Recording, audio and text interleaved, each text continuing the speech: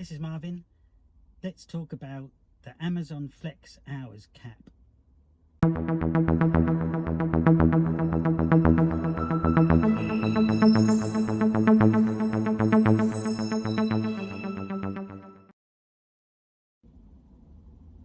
So with Amazon Flex, you're limited to a certain number of hours a week, or 24 is a mixture of logistics and Morrisons. So the thing to remember is that the 24-hour cap relates to a 7-day rolling total. So that means you need to check 6 days before the day you're after the block, but you also need to check the days after.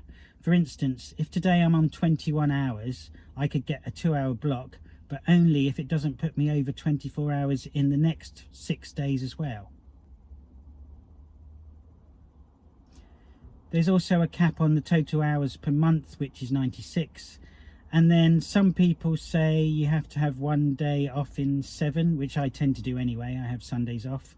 But some people I know have managed to do 11 and 12, 13 days in a row. So I think it's more about the hours cap than the actual days cap. So keep an eye on your running total. Use a spreadsheet if you can. That makes it a lot easier to see your running total and when you can fit in the extra blocks to maximize your hours for the week. If you like these tips, don't forget to like and subscribe. See you later.